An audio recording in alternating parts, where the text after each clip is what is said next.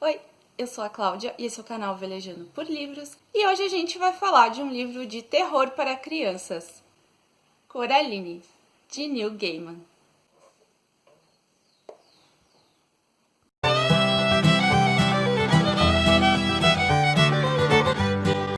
Coraline é o segundo livro que eu li do Neil Gaiman. O outro foi Mitologia Nórdica, eu vou deixar aqui nos cards se você não viu o vídeo ainda desse livro. E assim como Mitologia Nórdica, eu também gostei bastante do Coraline. O livro tem 220 e poucas páginas, mas ele é bem fluido e como ele é voltado para crianças, a gente acaba lendo ele bem rápido. Eu peguei ele 2 vezes e já terminei. Nessa edição comemorativa aqui de 10 anos, depois eu vou mostrar ela em detalhes, tem uma introdução do Neil Gaiman contando que ele começou a escrever essa história para suas filhas. Ele começou a escrever para a filha mais velha, quando ela era criança, e aí aconteceram algumas coisas, ele parou um tempo e voltou a escrever para a filha mais nova, né? A mais velha já tinha crescido um pouco, aí a mais nova estava numa idade boa ali da infância para ler esses livros, e ele finalizou Coraline para ela antes que ela crescesse demais, né? Antes que ela deixasse de ser criança. Porém, ele não é um livro bobo. Eu tenho 30 anos na cara e nunca tinha lido, li agora e adorei o livro, sobretudo por ele ser um terror, né? Então ele tem uma pegada meio sobrenatural que me chamou a atenção, que é o tipo de leitura que eu gosto. Mas o que se trata então esse livro, né? Coraline vai contar a história de uma menina. Ela é muito corajosa e muito curiosa também. A Coraline mora com os pais dela em um casarão antigo que foi dividido em vários apartamentos. Os pais da Coraline trabalham em casa, mas eles trabalham demais, então eles não têm muito tempo para ela e ela costuma visitar os vizinhos, costuma explorar a região. No andar de baixo da Coraline moram 2 senhoras, a senhora Spink e a senhora Forcible, e elas contam que quando eram jovens elas eram atrizes famosas e elas têm um certo dom de ver o futuro nas folhas de chá das pessoas. No andar de cima mora o Senhor Bobo, um senhor que jura que está treinando camundongos circenses e que vai deixar a Coraline ver o número quando tiver tudo pronto. Nem o Senhor Bobo e nem as 2 senhoras de baixo não conseguem falar o nome da Coraline. Eles chamam ela de Caroline.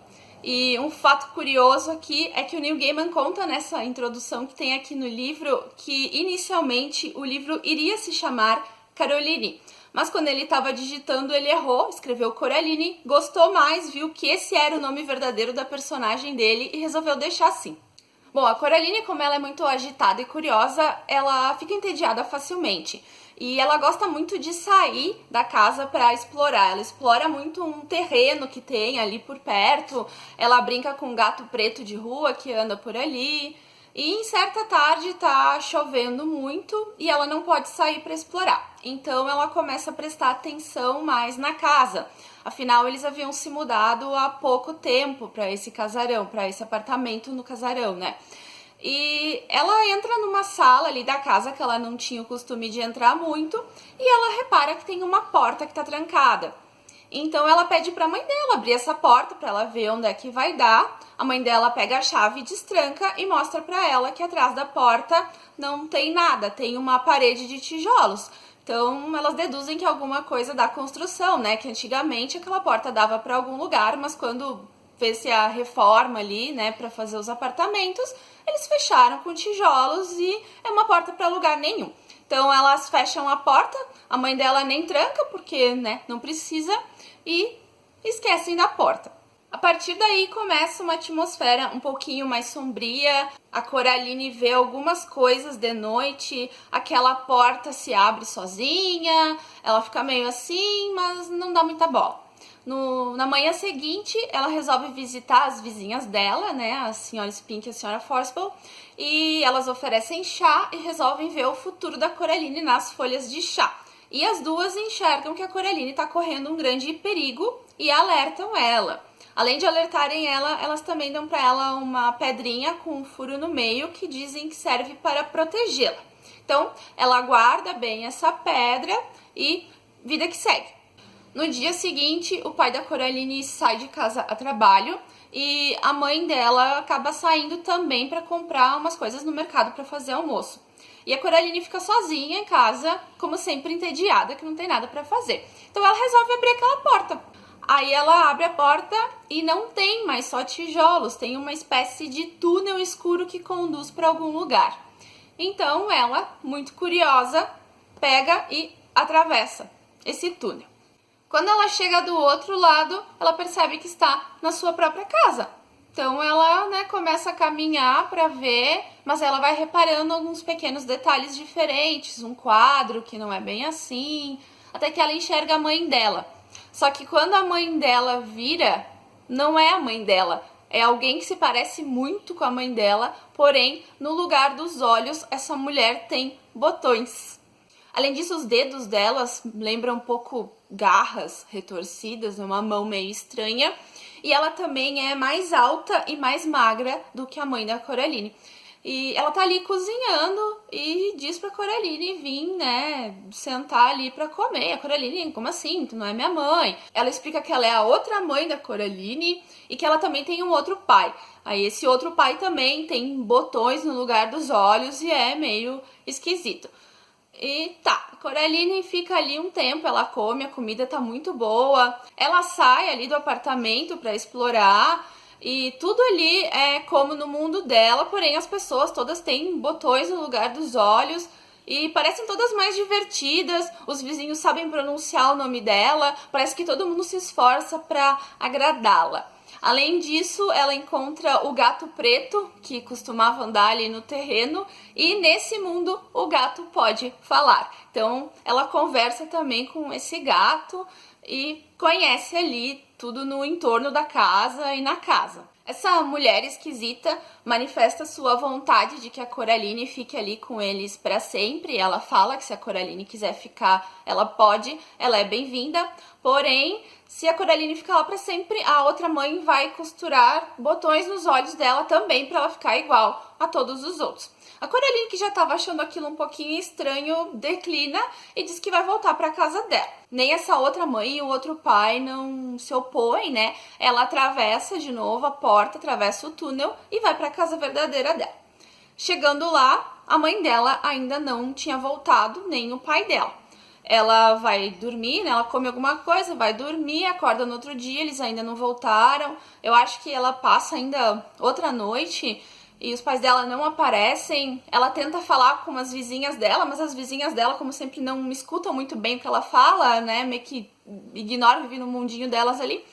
E ela não consegue ajuda de ninguém. Até que, guiada pelo gato preto, que ali no mundo dela ele não fala, ele só caminha com ela, se comunica naquele jeito dos gatos, ela enxerga os pais dela dentro de um espelho, enxerga eles através do espelho e percebe que eles estão em perigo. Então ela entende que precisa voltar para o mundo da outra mãe, que provavelmente essa outra mãe aprisionou os pais dela e ela vai ter que voltar lá para libertá-los. Então, como ela é muito corajosa, ela pega a sua pedra com o furo no meio, atravessa o túnel e volta para o mundo da outra mãe. A partir daí, as coisas começam a ficar mais difíceis para Coraline e até um pouquinho mais macabras, Claro que de uma forma leve, digamos assim, afinal é um livro para crianças, mas eu diria que esse é um livro bom também para adultos que gostariam de começar a ler alguma coisa de terror e tem medo. Então ele serve bem para esse propósito. Eu super indicaria ele para qualquer pessoa de qualquer idade. Como já mencionado, é um livro bem fluido. O autor, ele escreve bem, ele escreve de uma forma envolvente, Pelo menos foi o que eu achei desses dois livros que eu li, Tanto o Coraline quanto Mitologia Nórdica são livros que me prenderam bastante e que eu li rapidamente. E no Coraline, principalmente, ele desenvolve bem os personagens, mesmo com essa forma mais dinâmica, mesmo com esse pouco tempo. A gente consegue ver bem a personalidade de cada personagem já nas primeiras linhas que eles aparecem. Então isso é muito interessante, a gente consegue se apegar a eles. Eu me apeguei bastante ao gatinho preto, eu adorei ele e eu gostei muito da Coraline também, obviamente. Ela ensina pra gente que ter coragem não quer dizer não sentir medo, é sentir o medo e enfrentá-lo, fazer o que a gente sabe que precisa fazer, mesmo com medo. Isso é ter coragem. Eu gostei muito de fazer essa leitura e gostei muito dessa edição aqui da Intrínseca. É a edição comemorativa de 10 anos. Ela foi ilustrada pelo Chris Riddle e agora a gente vai dar uma olhadinha nela. Aqui na capa a gente pode ver a Coraline com o gatão preto que ajuda ela. A capa tem esse efeito aqui em cima dos dois. Ao fundo tem a casa, que foi dividida em apartamentos, onde ela morava. Tem um detalhe bem interessante aqui na janela, tem a outra mãe olhando ela. Na mão dela a gente pode ver a pedra com o furo no meio, que ela ganha das vizinhas para se proteger. Aqui no cantinho, onde tem o nome da editora Intrínseca, em cima tem o desenho de um botão. E esse detalhe do botão a gente pode ver aqui na lombada também. Na contracapa, a gente tem aquele detalhe da casa aproximado, né? Esse aqui, a outra mãe, na janela. Aqui a gente vê ela. O livro vem com um marcador de páginas, bem bonitinho. Ele vem com fitilho roxo, que combina com os cortes, eles são todos coloridos. E o livro tem essas ilustrações bem bonitas.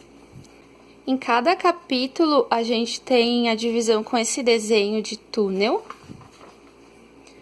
A gente vai ter um trechinho do que está por vir. Uma ilustração. A primeira página é sempre roxa, com uma ilustraçãozinha pequena em cima. Assim é para todos os capítulos. O túnel, a frase, a ilustração. Essa aqui é a outra mãe, as mãos de garra e os olhos de botão. E a primeira parte sempre em roxo. Depois segue. Ele tem uma diagramação bem boa também.